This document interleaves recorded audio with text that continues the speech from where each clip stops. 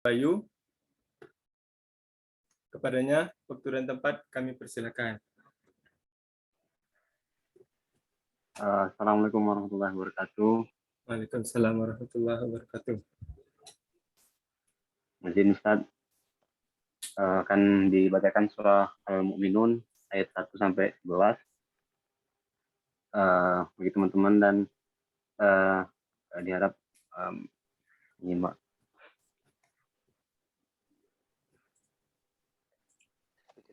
A'udzu billahi minasy syaithanir rajim. Bismillahirrahmanirrahim. Qad aflahal mu'minun alladzina hum fi salatihim khashi'un walladzina hum 'anil lagwi mu'ridun walladzina hum lizzakati fa'ilun walladzina hum li furujihim hafizun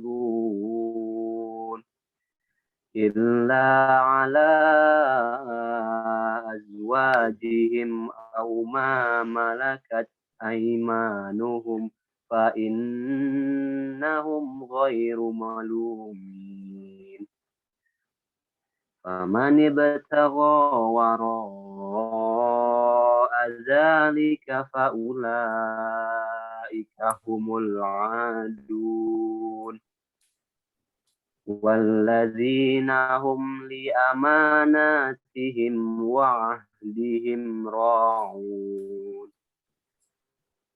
walladzina hum 'ala salawatihim yuhafizun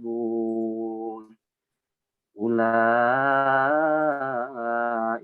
humul warithun alladzina yaritsunal firdaus hum fiha khalidun. Aku berlindung kepada Allah dari godaan syaitan yang terkutuk dengan menyebut nama Allah yang Maha Pengasih lagi Maha Penyayang. Sungguh beruntung orang-orang yang beriman, yaitu orang yang khusyuk dalam salatnya dan orang yang menjauhkan diri dari perbuatan dan perkataan yang tidak berguna, dan orang yang menunaikan zakat, dan orang yang memelihara kemaluannya, kecuali terhadap istri-istri mereka atau hamba saya yang mereka miliki, maka sesungguhnya mereka tidak tercela. Tetapi barang siapa mencari di balik itu zina dan sebagainya, maka mereka itulah orang-orang yang melampaui batas. Dan sungguh beruntung orang-orang yang memelihara amanat dan janjinya, serta orang yang memelihara salatnya.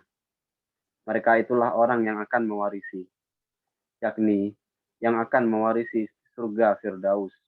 Mereka kekal di dalamnya. Shadaqallahul azim. Maha benar Allah dengan segala firman-Nya. Assalamualaikum warahmatullahi wabarakatuh. Waalaikumsalam warahmatullahi wabarakatuh. Maha benar Allah atas segala firman-Nya. Terima kasih Mas Bayu kepada yang membacakan dan mendengarkan. Semoga mendapat syafaat dari Allah Subhanahu wa taala. Selanjutnya ada ta'aruf teman tumbuh Bengkulu, komunitas yang mengadakan kajian kita pada malam hari ini. Teman-teman dan Ustadz Suherman mungkin belum pernah dengar ya komunitas ini. Silakan share screen panitia.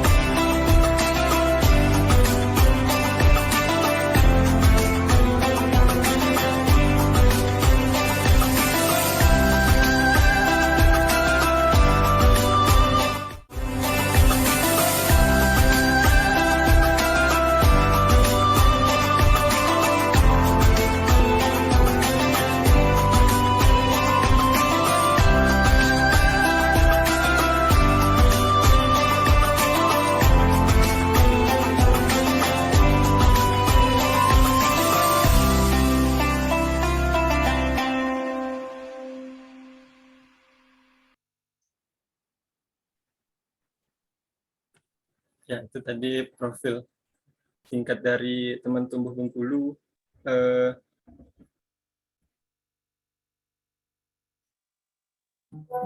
Dibentuk sekitar setahun yang lalu ya Ustaz. Teman-teman Bengkulu dan teman-teman Bengkulu yang berkuliah di Jogja mencoba untuk merintis komunitas ini, tapi masih secara online. Mudah-mudahan nanti kami bisa berkiprah offline di Bengkulu seperti itu. Bisa ketemu sama Ustadz Suherman. Selanjutnya CV dari Ustadz Suherman. Ustadz Suherman ini kalau tidak salah ayahanda dari Faiz atau Zakwan, teman-teman saya di SDIT dulu Ustadz. Iya, Faiz. Ya, Faiz. Yusuf Faizur Rahman. Ya, Faiz. Saya anak Ustadz Solihin. Dulu sering kita ketemu. Oh, Ustaz Solehin. Oh iya, iya. Ah, Mungkin Azam, muka, Azam, iya. Iya, Azam. Mungkin mukanya udah berubah. Iya, iya, iya, tahu, tahu. CV Ustadz, silakan. Ustadz Haji Suherman, alamat di Jalan Merawan 20, RT 26, Sawah Lebar Bengkulu. Sekarang bekerja di bagian Biro Hisbah dan Al-Quran Yayasan Al-Fidah. Betul. Ya. Jadi pada hari ini Ustadz Suherman akan sharing-sharing, mengajarkan hal-hal yang baru kepada kita, khususnya perihal sahabat Nabi atau anak didik Nabi kalau bisa disebut, karena beliau ini dari kecil dari Nabi, bersama Nabi selama 10 tahun. Makanya riwayat hadis-hadis riwayat dari Anas bin Malik ini hadis-hadis bisa dibilang tuh hadis-hadis dasar, kayak hadis-hadis adab makan, adab ke kamar mandi, seperti itu. Karena beliau memang dipelihara atau diasuh oleh Nabi itu dari kecil. Lebih lengkapnya akan kita dengarkan sajian materi kajian dari Ustadz Suherman. Untuk teman-teman yang pertama boleh, yang tidak berhalangan boleh on kamera. Lalu jangan lupa isi presensi. Sehabis materi akan ada door prize untuk teman-teman yang memiliki pertanyaan yang bagus atau yang bertanya. Kepada Ustadz Suherman, waktu dan tempat kami persilakan. Assalamualaikum warahmatullahi wabarakatuh. Waalaikumsalam. Waalaikumsalam warahmatullahi wabarakatuh. Alhamdulillahilladzi anzala as-sakinata fi qulubil mu'minin liyazdadu imanan ma'a imanihim walillahi junudus samawati wal ard wa kana Allahu aliman hakima. Asyhadu an la ilaha illallah wahdahu la syarika lah wa asyhadu anna Muhammadan abduhu wa rasuluh. Allahumma salli wa sallim wa barik ala Muhammad wa ala alihi wa sahbihi wa man walah. Para mahasiswa yang dirahmati Allah Subhanahu wa taala, bersyukur kita kepada Allah, Allah panjangkan umur kita. Sehingga kita bisa melewati Ramadan, Syawal, dan sekarang kita berada di penghujung Zulqa'dah.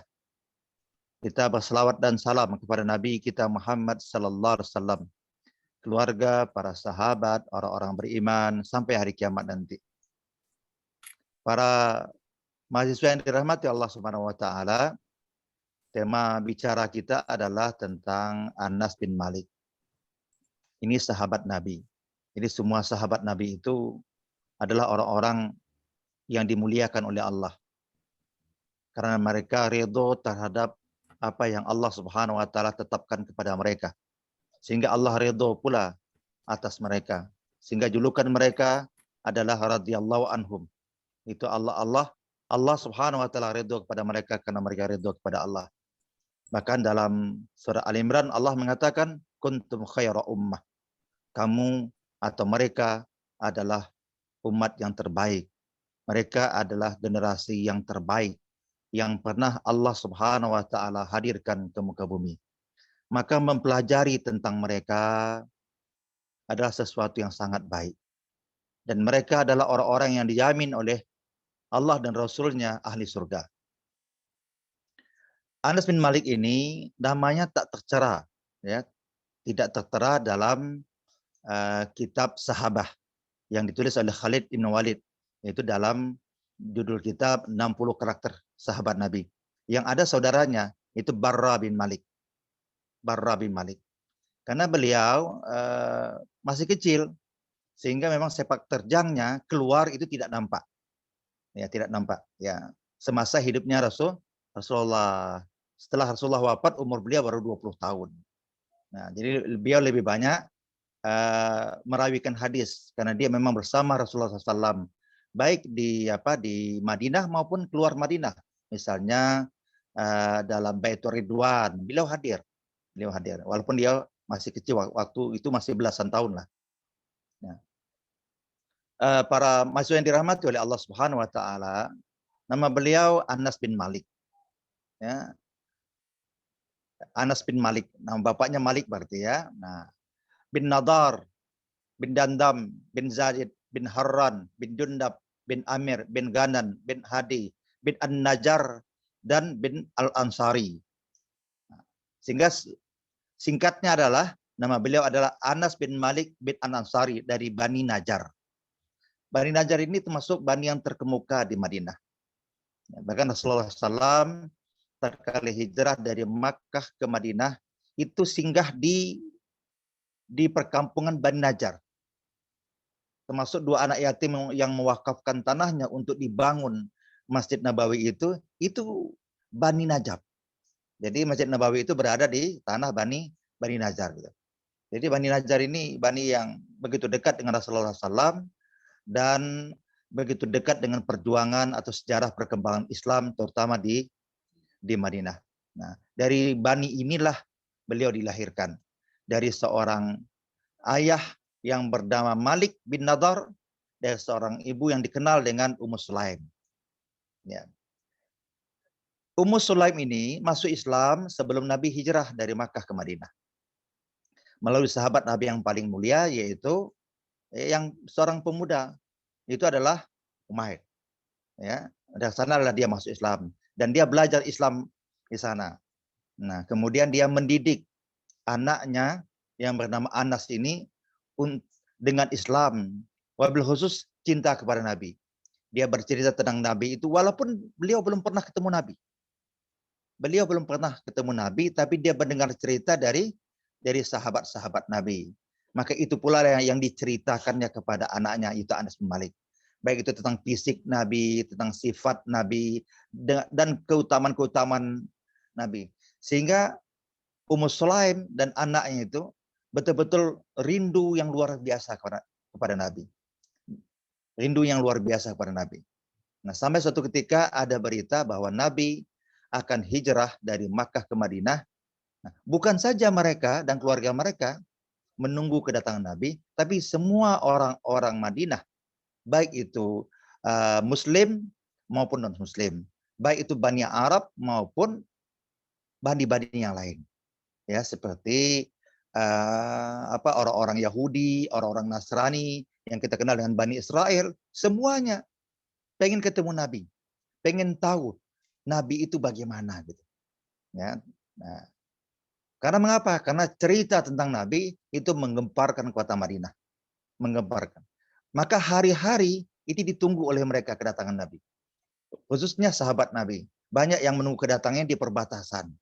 Ya, dari pagi sampai sore Nabi tak datang, mereka pulang. Besok begitu terus berhari-hari sampai ada berita kepastian Nabi datang. Maka semua orang keluar dari kota Madinah, ya, untuk menyambut kedatangan Nabi. Ada yang menunggu di kota Madinah, baik laki-laki maupun perempuan, maupun tua maupun muda, dari berbagai macam bani, termasuk juga lintas agama. Pengen tahu Nabi itu siapa? Karena terutama orang Bani Israel itu kan diceritakan dalam kitab mereka, bahkan datangnya Nabi akhir zaman. Bahkan mereka menakut-nakuti Bani Arab, orang-orang Arab Madinah itu dengan kedatangan Nabi yang membenarkan mereka sebagaimana yang Allah Subhanahu Wa Taala sebutkan dalam Al-Quran. Tetapi celakanya tatkala Nabi betul-betul datang kepada mereka dan membuktikan kenabiannya dan kerasulan kepada mereka, hanya sedikit di antara mereka yang masuk Islam, sebagian besar di antara mereka itu fasik, bahkan Allah menyebutnya kafir. Ya, ada kafir. Nah, begitu juga orang-orang Arab, ya, orang-orang Arab suku Khazraj dan Khaus, ya, sebagian besar masuk Islam mereka kadang-kadang bukan karena keimanannya, tetapi mereka beranggapan inilah Nabi yang diceritakan oleh Bani Nadir, Bani Hawazin, dari Yahudi maupun Nasrani. Ya, bersama Nabi itulah mereka akan menguasai dunia. Maka orang-orang Arab yang ada di Madinah, suku Khazraj dan Khaus, beranggapan daripada Nabi ini berpihak kepada mereka, mendingan kita dahulu bersama Nabi. Maka sebagian besar orang-orang Arab, baik itu dari suku Khaus dan Khazraj, itu berbondong-bondong masuk Islam, bukan semata-mata karena iman, tapi karena ingin mengambil kesempatan. Nah, dalam proses itulah di antara mereka ada yang tetap dalam keimanannya, tapi ada pula yang kembali menjadi kafir. Nah, kembali menjadi kafir. Itu dalam perjalanan kita lihat itu, di antaranya dalam perang Uhud, ya. Dalam perang Uhud itu 1.000 orang yang berangkat, ya, ke medan Uhud. Ya, 300 orang di antaranya berpaling.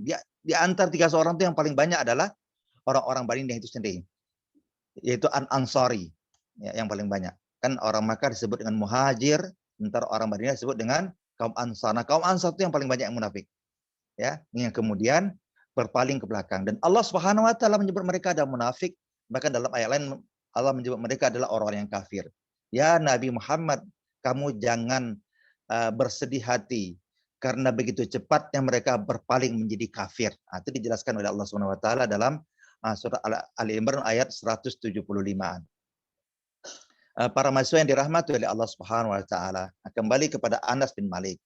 Nah, jadi di antara sekian banyak orang-orang yang menyambut kedatangan Nabi, ada seorang anak kecil, ya, bernama Anas bin Malik bin Nadar dari Bani Najjar, ya, Al-Ansari. Dia bersama ibunya, ya, bersama ibunya. Nah, tatkala dia melihat, termasuk ibunya Ummu Sulaim juga, tatkala melihat Nabi itu luar biasa, sampai-sampai beliau mengatakan bahwa ada 2 pertemuan yang tak pernah aku lupakan bersama Nabi. Ya, pertama adalah pertemuan tatkala aku pertama kali melihat dia, tatkala dia datang ke Madinah. Seakan-akan semua tempat di kota Madinah itu bercahaya. Yang kedua adalah tatkala aku menyaksikan kematiannya. Seakan-akan semua yang ada di kota Madinah itu menjadi gelap. Gelap. Adha'an kulla syai'in azlam kulla syai'in, kata Anas bin Malik. Jadi 2 peristiwa itu tak pernah aku lupakan. Itu pertemuan pertama bersama Nabi, ya. Yang kedua adalah tatkala berpisah dengan Nabi selama-lamanya. Nah, itu cerita Anas bin Malik. Para mahasiswa yang dirahmati oleh Allah Subhanahu wa taala, ibunya bernama Ummu Sulaim, ya, yang bin Silik, ya, yang kita kenal binti Silikin gitu, ya. Nah, Ummu Sulaim ini termasuk ummahat harokah, ya. Dia sangat gencar berdakwah, ya, di Madinah itu. Ya, baik itu di kalangan Bani Najran maupun di bani-bani yang lain. Dia sangat, ya, bahkan dia berulang kali mengajak suaminya, walaupun pada akhirnya suami juga tidak mau, ya, dan mengajak orang-orang lain. Ya, dia sangat dikenal sehingga banyak orang yang suka dengan dia. Nah, banyak juga orang yang ingin menikah dengan dia karena kagum akan semangat juangnya. Nah, namun beliau tatkala berpisah dengan suaminya, ya, beliau tatkala setiap orang ingin melamarnya, beliau memberi syarat cuma satu, yaitu masuk ke dalam agamaku, yaitu Islam.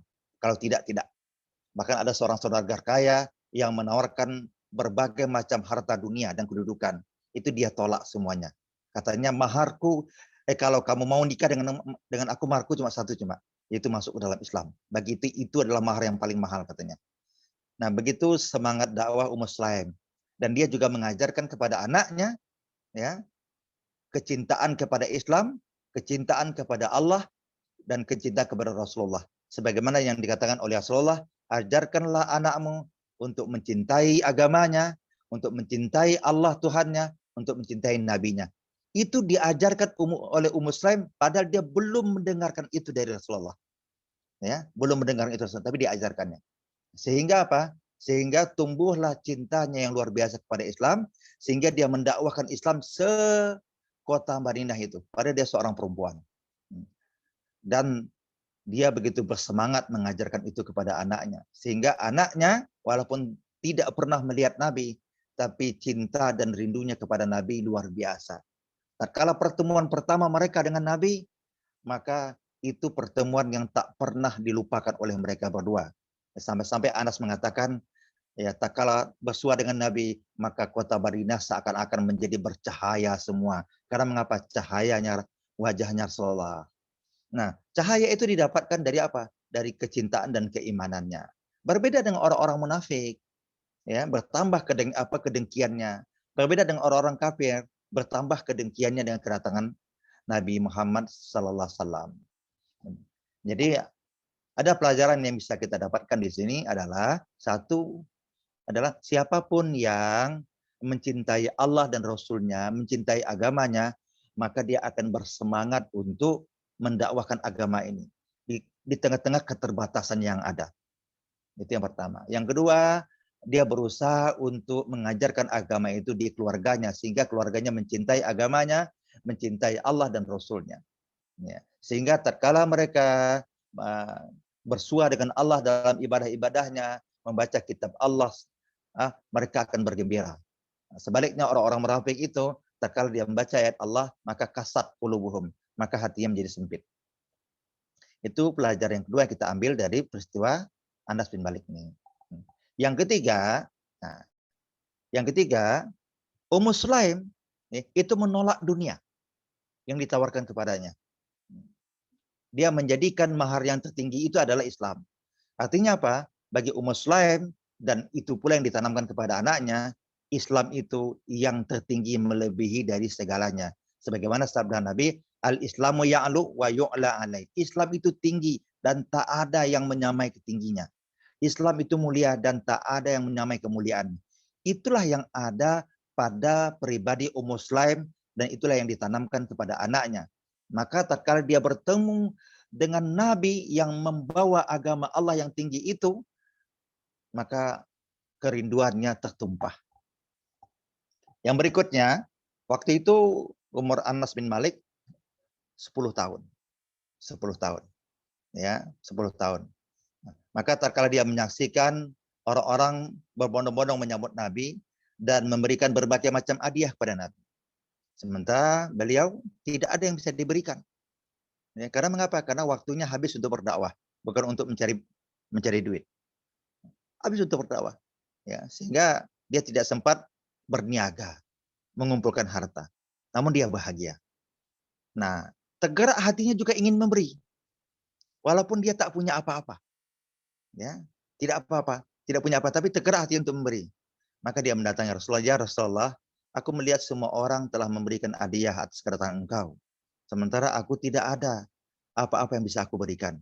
Kecuali satu ini, aku punya seorang anak yang aku telah didik, yang telah aku ajarkan untuk mencintai agama ini, mencintai Allah dan mencintai engkau sebagai Rasulnya.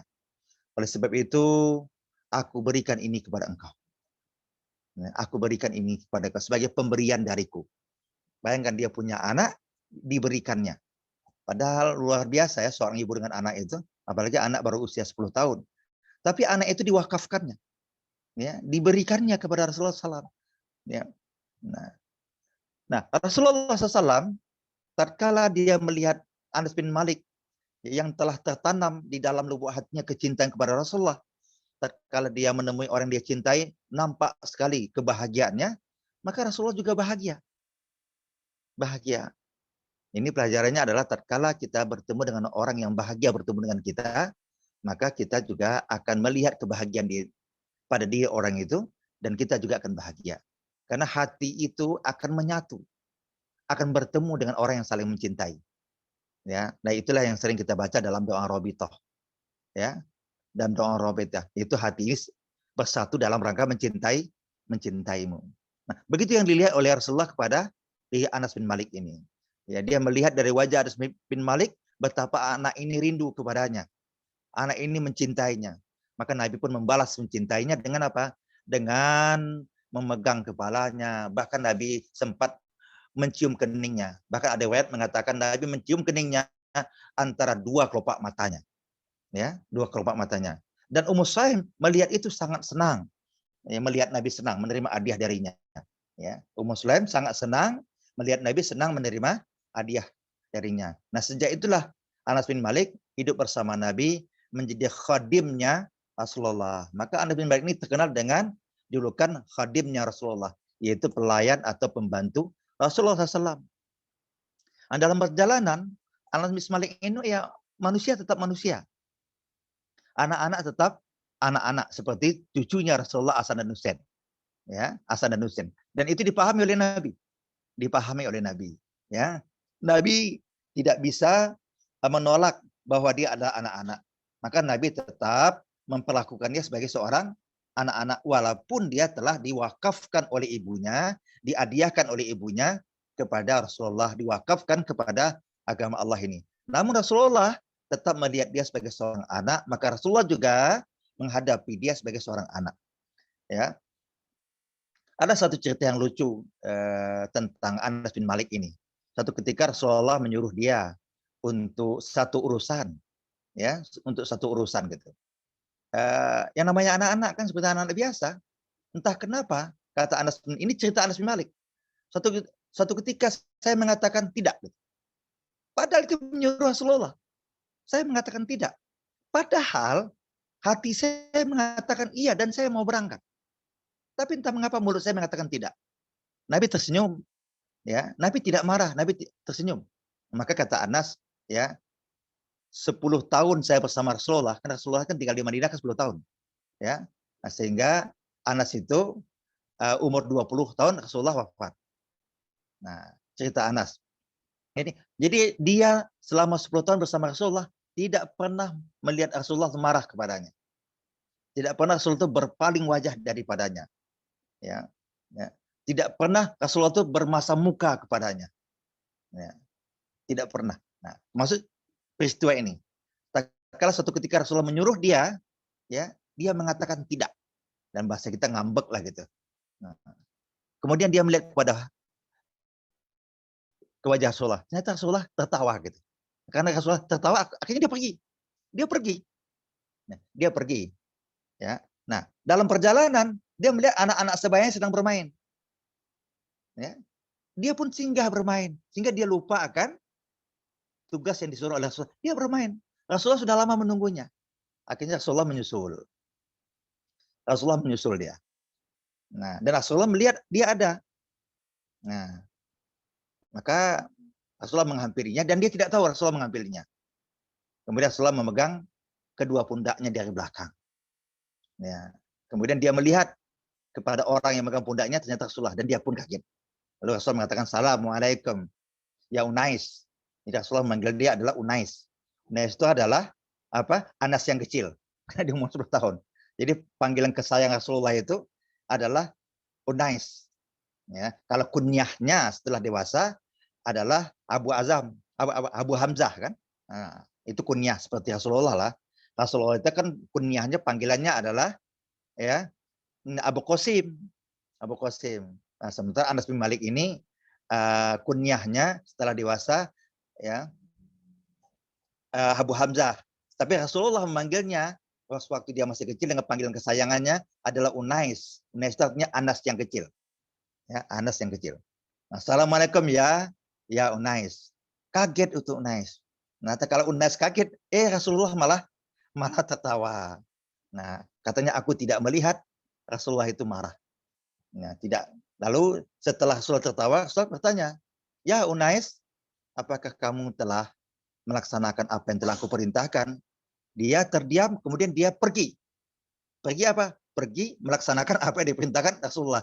Dan dia melihat ke belakang, Rasulullah kembali tersenyum dan tertawa gitu. Nah, itulah yang dilihat oleh Anas bin Malik terhadap Rasulullah. Jadi dia mengatakan 10 tahun saya bersama Rasulullah, saya tidak pernah melihat dia marah dan saya tidak pernah dimarahinya. Saya tidak pernah dia melihat dia bermasa muka dan saya tidak pernah dia memalingkan wajahnya dari saya karena tidak suka. Nah, ini cerita Anas bin Malik ya terhadap Rasulullah. Nah, dan Rasulullah memahami karena mengapa? Walaupun Anas ini pembantunya ya yang telah diserahkan oleh ibunya kepadanya dan Anas itu tahu gitu bahwa dia telah diserahkan oleh Rasulullah kepada ibunya kepadanya, bahkan di depan dia ibunya mengatakan, "Ya Rasulullah, anak ini ku berikan kepadamu, ku hadiahkan kepadamu, maka suruhlah apapun yang kau ingin suruh kepadanya. Perlakukanlah apa yang ingin kau perlakukan kepadanya." Gitu. Ya. Nah, kan jelas itu tuh. Tapi namun Rasulullah memahami, ya anak tetap anak walaupun pembantu. Nah, sehingga Nabi ya mendampingi hidupnya, mengajarkan kepadanya, menyuruhnya itu dengan sikap kenabiannya. Dan itu disaksikan oleh Anas bin Malik selama 10 tahun bersama Rasulullah SAW. Nah, ini. Jadi dalam riwayat yang lain ada ulama mengatakan peristiwa yang berbeda, ya, di mana Rasulullah juga menyuruhnya, ya, kemudian ditunggu-tunggu tidak pulang-pulang, ya, sampai akhirnya Rasul menyusul, ternyata Anas juga sedang asik bermain sama anak-anak seumurnya, ya, anak seumurnya, dan Anas tidak melihat dia. Nah, tetapi dalam riwayat yang lain itu Rasulullah datang kemudian menyapa assalamualaikum kepada semua anak-anak. Anak-anak melihat dia, termasuk Anas pun melihat dia. Terkaget Anas melihatnya. Kemudian setelah bertanya, ya Anas, apakah engkau telah melaksanakan apa yang aku perintahkan? Anas tersenyum, kemudian Anas pun pergi melaksanakan apa yang dia perintahkan. Dia baru ingat bahwa dia belum melaksanakan perintah Rasulullah. Dan dia melihat Rasulullah tersenyum dan tidak marah kepadanya. Para mahasiswa yang dirahmati oleh Allah Subhanahu wa taala, begitulah akhlak Rasulullah yang diceritakan oleh Anas bin Malik, ya. Ini sebuah pribadi yang luar biasa. Wajar kalau Allah Subhanahu wa taala mengatakan bahwa Rasulullah itu adalah khuluqin azim. Wajar ibunda istri beliau ya Ummuna Aisyah mengatakan pribadi Rasulullah itu adalah khulqul Quran. Akhlaknya itu adalah Al-Quran. Artinya Al-Quran yang hidup. Apa kata Al-Quran? Nabi adalah prakteknya. Nah, sehingga kalau kita melihat Nabi, kita melihat kesempurnaan ajaran Islam itu ada pada Nabi. Makanya Allah dan para malaikatnya itu berselawat pada Nabi. Itu karena kesempurnaan akhlak Nabi, karena kesabaran Nabi. Sampai Allah dan para malaikat itu berselawat pada Nabi. Innallaha wa malaikatahu yusholluna 'alan nabi. Bahkan Allah Subhanahu wa taala dalam surah Al-Ahzab itu memerintahkan kepada orang-orang yang beriman untuk berselawat pada Nabi juga. Ya ayyuhalladzina amanu sallu alaihi wasallimu taslima. Wahai orang-orang yang beriman, bersalawat dan salamlah kamu kepada Nabi. Nah, tatkala ayat ini turun, ya, dan Nabi membacakan kepada para sahabat bertanya, "Ya Nabi, kalau mengucapkan salam kepadamu setiap hari, setiap kali bertemu, tetapi bersalam kepadamu itu bagaimana? Bersalawat kepadamu itu bagaimana?" Maka Nabi juga mengajarkan bersalawat kepadaku adalah Allahumma salli ala Muhammad wa ala ali Muhammad. Begitulah bersalawat. Makanya sahabat salawatnya itu. Maka dalam perjalanan salawat itu berkembang, ya. Salawat itu berkembang. Maka selain ada yang mengatakan perkembangan itu ya bid'ah. Karena mengapa? Menambah-nambah. Karena Nabi tak mengajarkan, para sahabat tidak mencontohkan. Adapun pendapat yang lain mengatakan boleh menambah-nambah selama tambahan itu tidak menjadikan Nabi sebagai Tuhan. Ya. Dalilnya apa? Dalilnya adalah tatkala Nabi hijrah dari Makkah ke Madinah, sahabat menyambutnya dengan mengatakan anta nur, fauqa nur, anta samsun, anta badrun. Itu kan pujian-pujian yang luar biasa. Engkaulah cahaya, bahkan di atas cahaya. Engkaulah matahari, engkaulah bulan, engkau macam-macam. Itu kan pujian-pujian dan Nabi tidak melarang. Jadi kira-kira selawat yang ada sekarang itu apakah melebihi pujian sahabat yang sahabat berikan? Itu kan tidak juga. Ya, seperti salawat nariyah, salawat badar, ya, salawat busro, salawat tibil qulub dan segala macam. Itu semua adalah ungkapan-ungkapan atau ucapan-ucapan atau syair-syair kerinduan kepada Nabi. Dalam rangka apa? Dalam rangka memuliakan Nabi. Karena Nabi memang hamba Allah yang paling mulia di antara yang mulia. Dan itu dipersaksikannya kepada Anas bin Malik. Nah, kita kembali kepada Anas bin Malik, ya. Nah, dalam catatan sejarah memang tidak banyak karena memang masa beliau bersama Rasulullah cuma 10 tahun. Dan peran beliau lebih kepada pembantu, itu pun lebih banyak di kota Madinah. Jadi Nabi pembantunya bukan saja Anas bin Malik, banyak yang lain-lainnya. Termasuk juga pengawalnya. Beliau punya pengawal di Madinah dan punya pengawal di luar kota Madinah. Jadi banyak orang-orang yang menawarkan diri, bahkan para sahabat dahulu itu berlomba-lomba menawarkan anak-anak mereka menjadi pembantu Nabi. Ya, berlomba-lomba dia menawarkan. Mengapa? Supaya anak-anak mereka itu menyaksikan Nabi, hidup bersama Nabi, kemudian nanti akan memberikan pelajaran ya kepada umat ini. Nah, jadi luar biasa orang-orang dahulu ya. Kalau sekarang berlomba-lomba masuk anak ke pondok lah kira-kira gitu ya. Nah, supaya anak-anak ini kenal dengan Quran, kenal dengan hadis Nabi, kenal dengan sirah gitu. Dahulu ya, madrasah itu Rasulullah. Maka Nabi mengatakan baiti madrasati. Maka para sahabat itu berlomba-lomba untuk apa? Menitipkan anaknya kepada Rasulullah. Nah, supaya apa? Supaya mereka anak-anak mereka itu tumbuh dan berkembang menjadi dewasa menyaksikan langsung tentang Rasulullah. Nah, Anas bin Malik ini karena hidup 10 tahun bersama Rasulullah, dia termasuk 3 orang sahabat yang paling banyak merawikan hadis. Ya, sahabat yang paling pertama tentu Abu Hurairah. Ya, Abu Hurairah itu termasuk sahabat yang paling banyak di antara semua sahabat. Yang kedua adalah Ummul Mukminin Aisyah. Nah, yang ketiga di antaranya beliau. Nah, beliau paling banyak, walaupun hadis-hadis yang diriwayatkannya itu hadis yang dasar. Tapi ada satu hadis yang unik yang disampaikan oleh beliau. Ya, beliau mengatakan hadis ini bisa kita lihat dalam Sahih Bukhari. Anas bin Malik mengatakan, apa itu? Orang-orang yang beriman yang jarang membaca Quran, ya, yang jarang baca Quran itu ada seperti buah kurma. Ya, enak rasanya, ya manis rasanya, tapi tidak ada baunya. Nah, yang kedua, orang-orang yang durhaka, maksudnya orang-orang yang suka bermaksiat, yang suka membaca Al-Quran, itu seperti buah hinaya yang baunya harum, tapi rasanya pahit. Ya. Nah, sementara yang ketiga, orang yang durhaka, yang tidak mau baca Quran, itu seperti buah anzolah. Buah anzolah itu baunya tak ada, rasanya pahit. Nah, itu hadis yang disampaikan oleh Anas bin Malik. Anas bin Malik ini banyak dalam kitab Bulughul Mahram yang ditulis oleh Al-Hafiz Ibnu Hajar Asqalani. Karena Al-Hafiz Asqalani kan memuat kitab-kitab fikih yang dasar, ya, mulai dari sholat, wudhu dan segala macam itu banyak. Sehingga banyaklah mengutip hadis-hadis yang disampaikan oleh Anas bin Malik ini.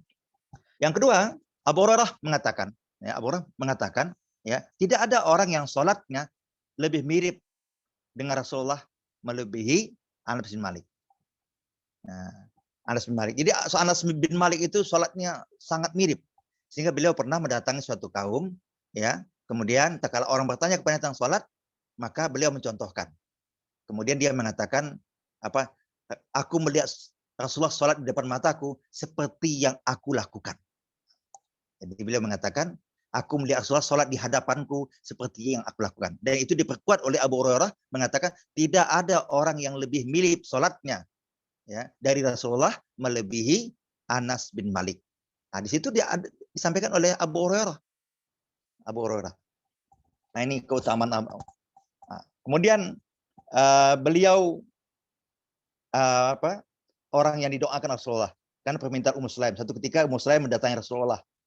Kata Ummu Sulaim, ya Rasulullah, ud'ullah. Ya Rasulullah, berdoalah kepada Allah untuk anakku Anas bin Malik ini. Akhirnya Rasulullah mendoakannya.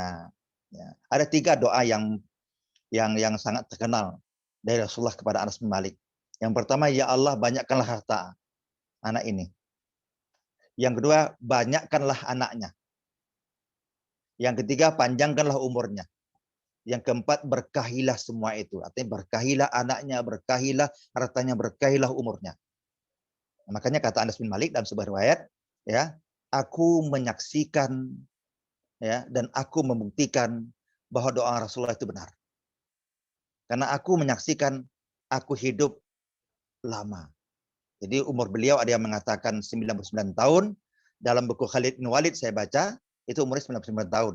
Tapi dalam kitab yang lain, As-Sifa, dikatakan umur beliau 103 tahun. 103 tahun. Nah, yang kedua, masalah harta. Masalah harta, beliau termasuk orang yang paling kaya di Madinah di masa dia. Ya, jadi orang Ansor yang paling kaya itu dia. Ya, kebun orang 1 kali setahun panen, kebun beliau 2 kali panen. Bahkan ada satu riwayat, ya, beliau sedang duduk-duduk di rumah, lalu ada orang yang lewat di kebunnya, melihat kebunnya itu kering. Lalu dia datang, ya Anas, aku melihat kebunmu tadi kering. Kemudian dia datang ke kebunnya dan dia menyaksikan kebunnya memang kering. Kemudian dia sholat 2 rakaat, ya, kemudian dia berdoa kepada Allah, kemudian dia pulang. Nah, belum sampai dia ke rumah, itu awan gelap di kebunnya. Padahal hari itu musim panas. Awan gelap tiba-tiba apa? Hujan lebat dan kebunnya kembali menjadi basah. Nah, itu keutamaan Anas bin Malik ya. Sehingga hartanya itu tetap bertahan sampai anak cucunya. Nah, kemudian yang tentang anak. Ada riwayat yang mengatakan dia punya anak 80 orang. Tapi tidak disebutkan istrinya berapa. Tidak disebutkan istrinya berapa. Tapi anaknya 80 orang.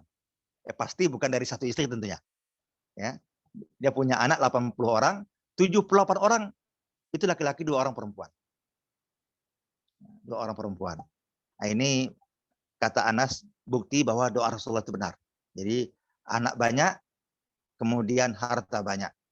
Umurnya panjang 103 tahun. Nah, 103 tahun.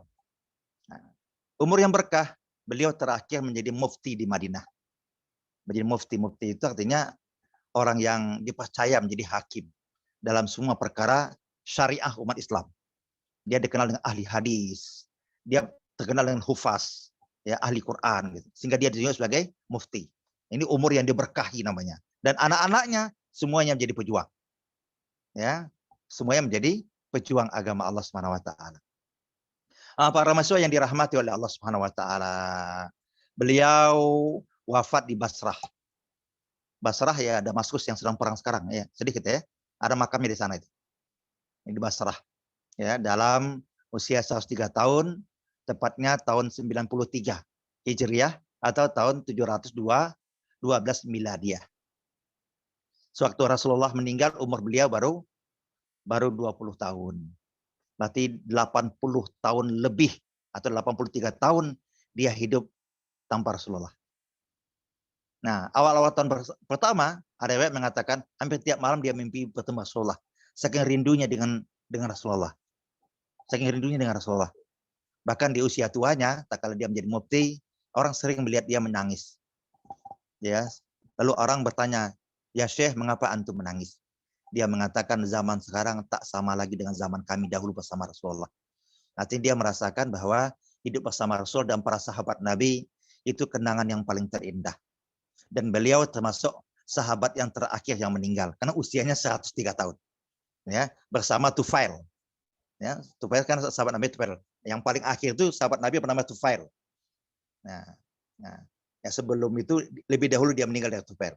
Sehingga di akhir-akhir hayatnya dia tinggal beberapa orang sahabat Nabi. Setelah itu generasi tabi'in. Nah, ya. Ada riwayat yang mengatakan ada 200 ulama yang mengutip pendapatnya dan berguru dengannya. Sehingga dia menjadi guru besar di zamannya. Ya, guru besar di kalangan tabi'in, kan sahabat tabi'in, tabi'in wa tabi'un. Nah, dia guru besarnya para tabi'in dia. Mufti dia.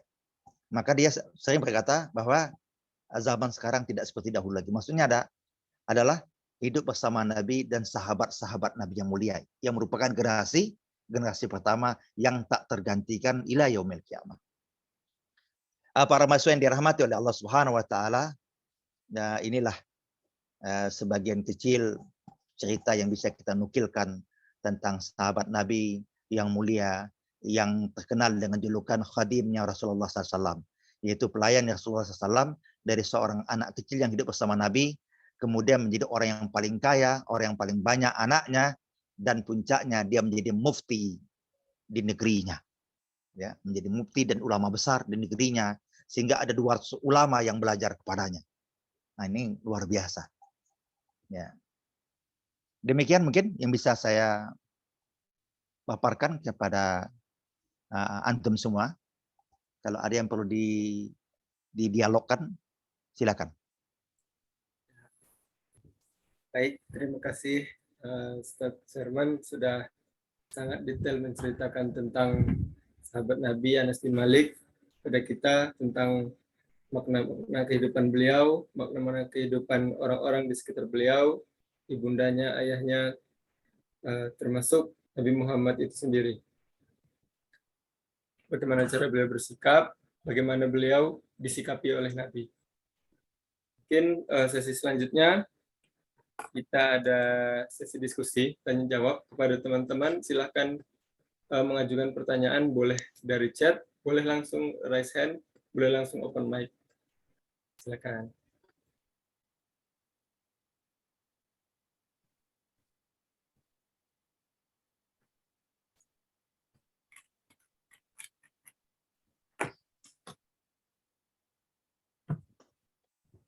Sesi tanya jawab kita buka 15 menit ya dari sekarang, sekitar 15 menit. Silakan Mbak Kaila. Langsung open mic aja. Baik, apakah suaranya sudah terdengar? Sudah jelas, baik. Baik, bismillahirrahmanirrahim. Assalamualaikum Ustadz, saya Kaila dari Bandung. Izin bertanya, kan bahwasanya zaman dulu tuh banyak orang yang berbondong-bondong untuk mewakafkan anaknya sebagai pelayan Rasulullah agar bisa mempelajari akhlak Rasulullah. Lalu bagaimana caranya untuk anak muda zaman sekarang bisa mempelajari akhlak Rasulullah agar lebih sempurna iman dan Islamnya? Mulai dari mana selain dari bangku pesantren gitu, Ustaz? Terima kasih. Ya, terima kasih Mbak Kaila pertanyaannya. Langsung dijawab aja boleh, Ustaz. Iya, baik. Kalau dahulu sumber semua ilmu itu ada Rasulullah. Kalau sekarang kan banyak medianya. Di antaranya adalah sekolah, itu pesantren yang tertua. Dan yang baru muncul adalah SDIT. Maka tak kala kita tidak bisa masukkan diri kita dan anak kita, saudara kita ke pesantren, ya kita masukkan ke sekolah-sekolah IT atau sekolah-sekolah Islam lainnya yang kita yakini di sana diajarkan Islam secara komprehensif, baik Al-Quran maupun Sunnah Nabinya. Nah, yang ketiga, kita bisa menghadiri majelis-majelis ilmu yang lain, majelis ilmu yang lain. Sahabat pernah bertanya pada Nabi tentang kondisi dirinya yang galau dalam rangka menjalani hidup. Kata Nabi, ya, di antaranya kata Nabi adalah huduru fil majelis ilmu. Hadirlah kamu dalam majelis ilmu. Ya, dalam bahasa kita sekarang dalam pengajian-pengajian. Nah, kita hadir dalam pengajian-pengajian. Nah, tapi kita sekarang ini perlu selektif juga ya, jangan sembarang pengajian. Pastikan pengajian itu pengajian yang baik. Maka kita lihat dari satu, orang-orang yang ada di dalamnya. Itu orang-orang yang kita yakini dia baik. Tapi kalau kita masih ragu, jangan. Nah, kita selidiki dulu. Ya, pengajian itu, kelompok itu, orang-orangnya. Nah, kalau kita yakini baik, yang bergabunglah. Baik secara offline maupun online. Ya, bergabung di sana. Mudah-mudahan di sana, di majelis itu kita akan diperkenalkan dengan Allah. Makanya ada materi namanya Ma'rifatullah. Diperkenalkan dengan Rasul, ada materi Ma'rifatul Rasul. Ada materi tentang sahabat, disebut dengan Ma'rifatul Sahabah. Ada tentang manusia, disebut dengan Ma'rifatul Insan. Nah, di sana diajarkan. Ya, dengan berbagai macam cara lah.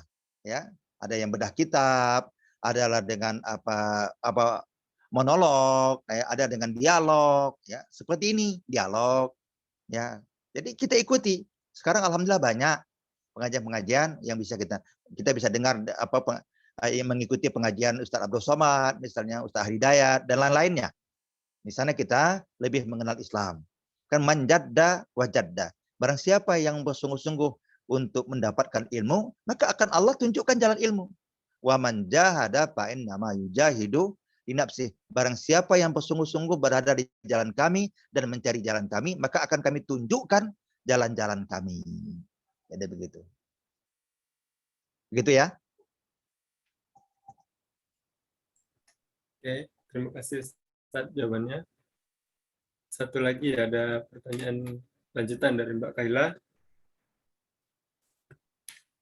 Agar kita lebih dalam mengetahui figur Islam, yakni Rasulullah, apa ada referensi buku Ustaz yang direkomendasikan untuk dibaca? Ya, jadi ada buku sirah namanya. Jadi sirah itu ada 3, ya, ada 4 bahkan. 1 sirah Nabawi. Sirah Nabawi itu mempelajari tentang sebelum Nabi dilahirkan sampai dia wafat. Macam-macam pengarangnya. Ada pengarangnya Khalid bin Walid, ada pengarangnya Ramadan Al-Buti, dan yang lainnya. Ya, dan lain-lainnya. Nah, itu judulnya Sirah Nabawiyah. Itu khusus bicara tentang Nabi mulai dari dia sebelum dilahirkan sampai dia wafat. Yang kedua adalah ada buku namanya Sirah Sahabat. Sirah Sahabat. Nah, ada 60 sahabat Nabi yang dibedah di sana. Ya, ya. Judul bukunya adalah 60 karakter sahabat Nabi. Judul aslinya ada Ar-Rijalu Aula Rasul, laki-laki sekitar Rasul. Nah, itu 60 sahabat Nabi ada di sana. Itu menceritakan tentang sahabat Nabi. Insya Allah kalau kita baca dengan serius, apalagi sendiri, kita seringkali dibikinnya menangis-nangis itu. Karena Khalid bin Walid itu begitu luar biasa menulis dan menceritakan. Nah, beliau juga menulis buku tentang 60 kata sahabat Nabi, juga menulis buku tentang Fiqhus Sirah namanya. Fiqhus Sirah itu tentang Nabi. Nah, yang ketiga adalah sirah para nabi. Itu nabi-nabi selain dari Nabi Muhammad SAW. Yang keempat adalah sirah Khulafaur Rasyidin. Khulafaur Rasyidin. Maka 60 karakter sahabat Nabi itu tidak ada 4 khalifah ini. Karena Khulafaur Rasyidin itu isinya 4 khalifah, yaitu Abu Bakar, Umar, Utsman, dan Ali, ditambah dengan satu lagi, Umar bin Abdul Aziz. Karena mengapa? Walaupun dia tidak generasi sahabat, tetapi dia memimpin seperti para sahabat Nabi yang berjulukan Khulafaur Rasyidin itu. Nah, inilah 4 sirah. Nah, silakan baca. Silakan baca referensi itu. Dengan pengarang tadi. Ada Munir Al-Ghalban, ada Ramadan Al-Buti, ada Khalid ibn Walid. Itu di antara pengarangnya. Ya. Ya, Baik, banyak itu terima bukunya. kasih. Ya. Terima kasih banyak. Terima kasih jawabannya Ustadz. Terima kasih Ya. juga Mbak Kaila. Teman-teman yang lain boleh diskusi, boleh bertanya.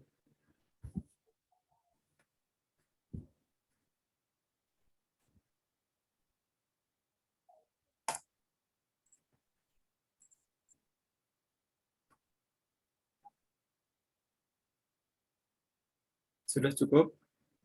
Ya. Oke. Oke. Rasanya sudah cukup. Sudah jam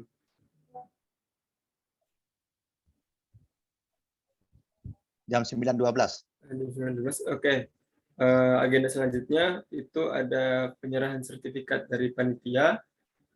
Sebelumnya kami dari panitia berterima kasih khususnya kepada Ustadz Herman yang sudah berkesempatan hadir, menyempatkan waktunya di malam minggu ini Ustadz, Ya. untuk hadir di tengah kesibukan, dan teman-teman semua yang banyak godaan di malam minggu biasanya jalan-jalan ya, tapi malah menyempatkan untuk hadir di majelis kita ini.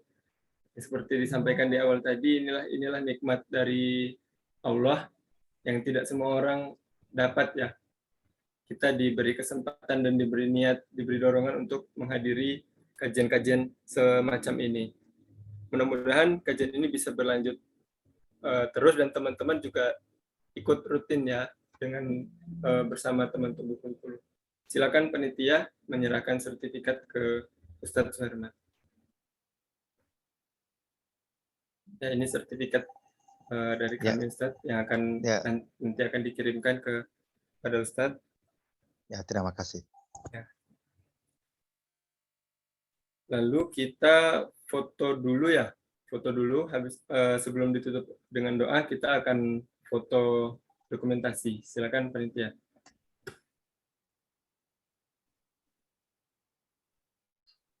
Baik, terima kasih kepada Mas Azam selaku moderator. Teman-teman boleh on cam teman-teman, ya boleh open cam yang tidak ada halangan sinyal maupun dalam keadaan tempatnya juga.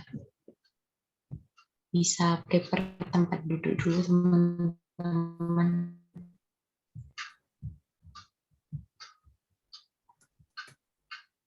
Oke, 3, 2, 1.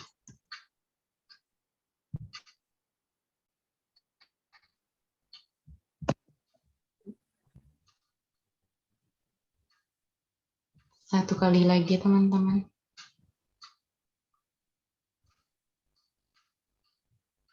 Ya baik. 3,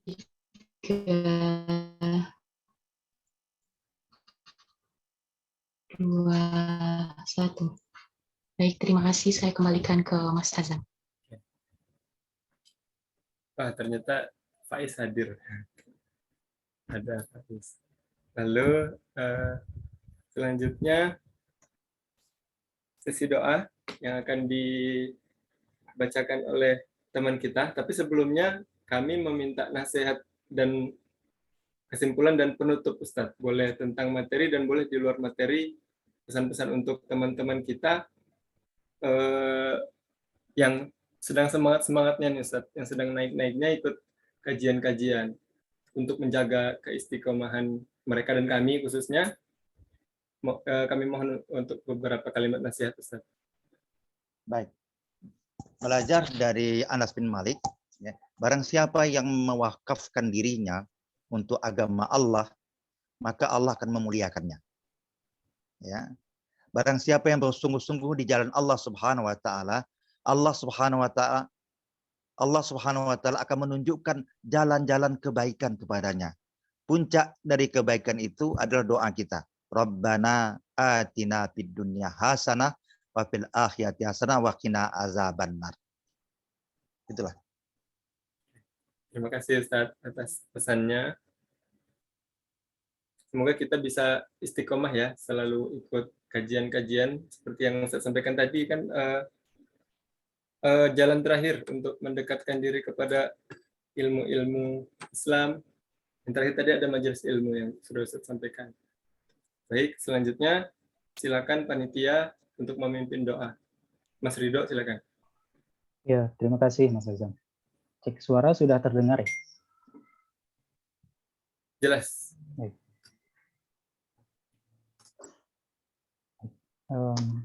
Sebelum kita mulai, ada baiknya kita coba perbaiki posisi dan sempurnakan sikap duduk kita sebagai bentuk kesungguhan doa yang akan kita panjatkan pada Allah Subhanahu wa taala. Mari kita awali dengan beristighfar. Astaghfirullahaladzim, astaghfirullahaladzim, astaghfirullahaladzim. A'udzu billahi minasyaitonir rajim. Bismillahirrahmanirrahim. Alladzi la ilaha illa huwal hayyul qayyum wa atubu ilaih. Allahumma shalli ala Muhammad wa ala ali Muhammad kama shallaita ala Ibrahim wa barik ala Muhammad wa ala ali Muhammad kama barakta ala Ibrahim fil alamin innaka Hamidum Majid. Hamdan syakirin, hamdan na'imin, hamdan yukafi mazidah. Ya Rabbana lakal hamd kama yanbaghi jalali wajhikal karimi wa azimi sultani. Allahumma inni as'aluka ilman nafi'an wa rizqan thayyiban wa amalan mutaqabbalan. Allahumma ighfir mu'minina wal mu'minat wal muslimina wal muslimat al ahya'i minhum wal amwat innaka qaribun mujibud da'wat. Allahumma inna nas'aluka salamatan fid din wa afiatan fil jasad wa ziyadatan fil ilm wa barakatan fil rizq wa taubatan qabdal maut wa rahmatan 'indal maut wa maghfiratan ba'dal maut. Allahumma hawin 'alaina fi sakaratil maut wa najatan minan nar wal afwa 'indal hisab. Ya Allah, ampuni kami atas kesombongan-kesombongan baik secara sadar maupun tidak yang kami lakukan. Sesungguhnya kami amat lemah tanpa adanya petunjuk darimu. Kami mohon tanamkan ya Allah ke dalam diri yang lemah ini kecintaan kepadamu, kerinduan terhadap Rasul-Mu, dan semangat untuk mempelajari Al-Quran-Mu. Sesungguhnya Engkaulah pemilik segala ilmu, maka kami mohon pula ya Allah padamu keberkahan atas ilmu yang kami pelajari. Pahamkan kami atas perkara-perkara Islam yang kemudian bisa kami amalkan sebagai bekal kami di dunia. Ya Rahman, Ya Rahim, berkahi majelis ini ya Rabb. Berkahi kami awal yang baik dalam mempelajari Islam, sehingga kelak dari apa yang bisa kami lakukan, ada yang dapat kami kontribusikan untuk agama. Kami mohon ampun atas kezaliman atas diri kami sendiri, kezaliman kami atas orang lain, dan kezaliman kami kepadamu. Ya Rabbana, zalamna anfusana wa ilam taghfir lana wa tarhamna lanakunanna minal khasirin. Rabbana atina min ladunka rahmatan wa hayyi lana min amrina rasyada. Rabbana atina fid dunya hasanah wa fil akhirati hasanah wa qina adzabannar. Wa adkhilnal jannata ma'al abrar ya aziz ya ghaffar ya rabbal alamin. Subhana rabbika rabbil izzati amma yasifun. Wassalamun alal mursalin. Alhamdulillahi rabbil alamin. Amin amin ya rabbal alamin. Assalamualaikum warahmatullahi wabarakatuh. Waalaikumsalam warahmatullahi wabarakatuh. Ya, selanjutnya penutup. Terima kasih kepada Ustadz Herman, teman-teman semua yang sudah menyempatkan hadir. Kita tutup acara ini dengan doa kafaratul majelis. Subhanakallahumma wa bihamdika asyhadu an la ilaha illa anta astaghfiruka wa atubu ilaik. Sekali lagi terima kasih. Maaf bila banyak kekurangan secara teknis dari kami, keterlambatan dan segala macam. Terima kasih, semoga kita bertemu lagi di kajian umum insya Allah yang ke-12 dari teman-teman Bengkulu. Wabillahi taufiq wal hidayah. Assalamualaikum warahmatullahi wabarakatuh. Waalaikumsalam. Waalaikumsalam. Terima kasih. Jazakallah khair Ustaz. Terima kasih Sama-sama. Ustaz. Ya, izin live ya. Ya, terima kasih Mbak Kaila juga. Terima kasih teman-teman yang lain. Sampai jumpa lagi.